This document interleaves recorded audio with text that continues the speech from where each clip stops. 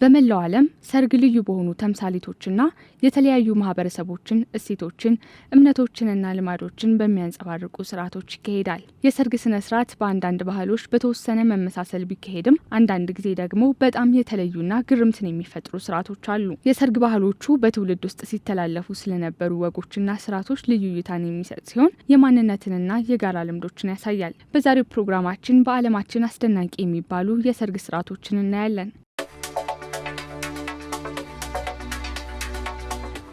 በሜክሲኮ ውስጥ ኤል ባይሌ ዴል ቤልቴ ወይም ኤል ባይሌ ዴል ዶላር በመባል የሚታወቀው የገንዘብ ዳንስ ለየት ካሉ የሰርግ ስርዓቶች መካከል አንዱ ነው። ይህ የሰርግ በዓል የገንዘብ ድጋፍን፣ በረከትንና ለአዳዲስ ተጋቢዎች መልካም እድልን የሚያመላክት ተወዳጅ ባህል ነው። በገንዘብ ዳንስ ወቅት እንግዶች አንድ በአንድ ከሙሽሪት ወይም ከሙሽራው ጋር ተራ በተራ እንዲጨፍሩ ይደረጋል። ከዳንሱ በፊትም ሆነ በጭፈራው ወቅት እንግዶች ብሮችን በሙሽራይቱ ቀሚስ ወይም በሙሽራው ልብስ ላይ ይለጥፋሉ።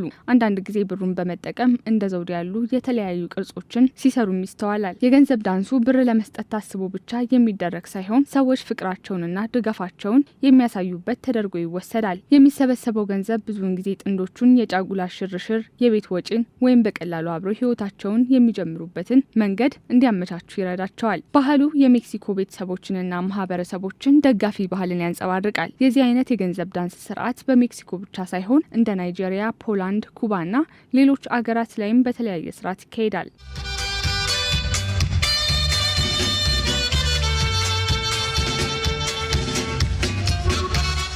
አብዛኛውን ጊዜ ሰርግ ከቤተሰብና ወዳጅ ጋር በመሰባሰብ በሳቅና በደስታ የሚያሳልፉት ዝግጅት ቢሆንም በዲሞክራቲክ ሪፐብሊክ ኮንጎ ግን ሙሽሮች እንዲስቁ አይፈቀድላቸውም። በተለይም በቀለበት ስነ ስርዓት ፕሮግራሞችና በጥሎሽ ስርዓት ወቅት ፈገግታ ፊታቸው ላይ መታየት የለበትም። ኮንጓውያን ይህን የሚያደርጉት ትዳር እንደ ትልቅ ቁም ነገር የሚታይና የተቀደሰ ህብረት ነው እንጂ እንደ ተራ ነገር የሚወሰድ ክስተት አይደለም የሚለውን ለማሳየት ነው። ፈገግ ለማለት ጥንዶች የጋብቻን ትልቅነት ማክበራቸውንና ኃላፊነቶቻቸውን መገንዘባቸውን ያሳያል። በአንዳንድ የኮንጎ ወጎች በስነ ስርዓት ወቅት ፈገግታ ወይም መሳቅ እንደ አክብሮት የጎደለው ወይም ያልበሰለ ሰው ተደርጎ እንዲቆጠር ሊያደርግ ይችላል። በኮንጎ ባህል በተለይ ሙሽሪት ትሁትና ቁጥብ እንድትሆን ይጠበቅባታል። ሙሽራዋ ፈገግ ሳትል ስትቀር በኮንጎ የጋብቻ ሴቶች ውስጥ ዋጋ የሚሰጠውን ታዛዥነት እንዳከበረች ያሳያል።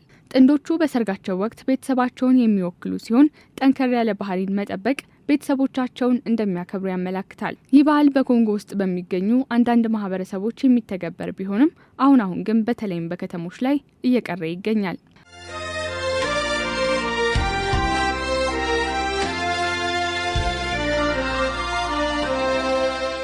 ወደ ቻይና ስናቀና ደግሞ በሰርግ ወቅት የሚለቀስበት ባህል እናገኛለን። በቻይና የሚገኘው ይህ ባህል በአንዳንድ ጎሳዎች በደቡብ ምዕራብ ቻይና በቱጂያ ህዝቦች ዘንድ የሚተገበር ልዩ በማልቀስ የሚገለጽ ባህል ነው። ይህ ወግ ኩጂያ በመባል ይታወቃል። ትርጉሙም የሚያለቅስ ጋብቻ ማለት ነው። ሙሽሪት ከሰርጉ ቀን ሳምንታት ቀደም ብሎ ለረጅም ቀናት የምታለቅስበት ነው።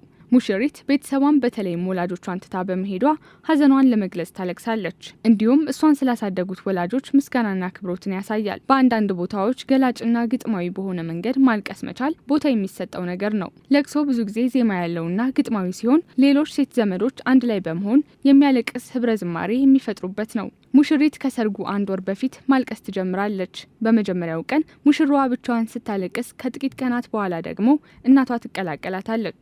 ከዚያም አክስቶች፣ እህቶች እና አያቶች እያለ ተራ በተራ ለቅሶውን በመቀላቀል ድጋፍ እየሰጡ በህብረ ዝማሬ ያነባሉ። ይህ ወግ በዘመናችን ከከተሞች መስፋፋትና ከህብረተሰባዊ መመዘኛዎች አንጻር እየቀነሰ ቢሆንም አንዳንዴም የባህል ፌስቲቫሎች አካል ሆኖ ይታያል።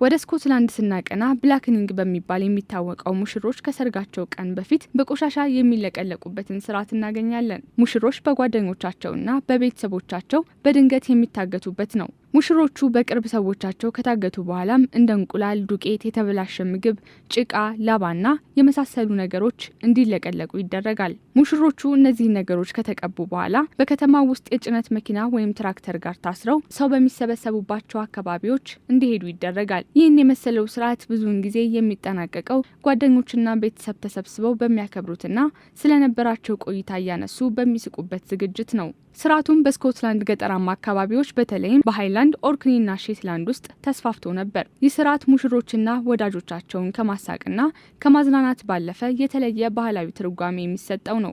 ትዳር ሁልጊዜ ምቹ አይደለም፣ አብሮ የሚመጡ ፈተናዎችና ውርደትም ጭምር አሉት የሚል መልእክትን ይዟል። እንዲሁም የአደባባይ ትዕይንቱ የጥንዶቹን ጥንካሬ በቀልድ መልኩ የሚያሳይ ነው። በተጨማሪም ልክ እንደ ብዙ ባህላዊ የአምልኮ ስርዓቶች ይህ ስርዓት ባልና ሚስቱን ከመጥፎ ዕድል ይጠብቃል ተብሎ ይታመናል። አሁንም በስኮትላንድ አንዳንድ ገጠራማ አካባቢዎች ይህ ባህል ሲተገበር፣ ሌሎች ደግሞ ዘመናዊ በሆነ ስርዓቶች ሰርጋቸውን ያከናውናሉ።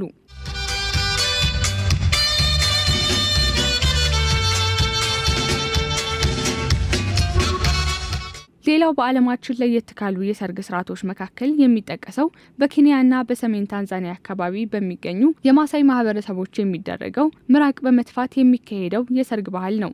በማሳይ ምራቅ መትፋት ጠቃሚና ተምሳሌታዊ ሚና ይጫወታል ተብሎ ይታመናል። በተለይም በረከት የመስጠት ስርዓት ተደርጎ ይወሰዳል። ምንም እንኳን ለውጭ ሰዎች ይህ ባህል እንግዳ ቢመስልም በማሳዮች ዘንድ ምራቅ መትፋት እንደ አክብሮት፣ በረከትና መልካም ዕድል ምልክት ተደርጎ ይቆጠራል። ይህ ስርዓት በሰርግ ስነ ስርዓቶች ብቻ ሳይሆን በብዙ ባህላዊ የማሳይ ስነ ስርዓቶች ይከናወናል። ስርዓቱ የሚካሄደው አባት ሙሽሮች ላይ በመትፋት ነው። እንዲሁም ሙሽሪት ከቤት ከመውጣቷ በፊት አባቷ ለበረከት እንዲሆን በግንባሯና በጡቶቿ ላይ ይተፋል። አክብሮት የጎደለው ቢመስልም በትዳሯ ውስጥ እንድትወልድ ጥበቃ እንድታገኝና መልካም ዕድል እንዲገጥማት በማሰብ የሚደረግ ተምሳሌታዊ ድርጊት ነው። ዘመዶች ለሙሽሮቹ መልካም ምኞታቸውን ለመግለጽ ምራቃቸውን ሊተፉ ይችላሉ።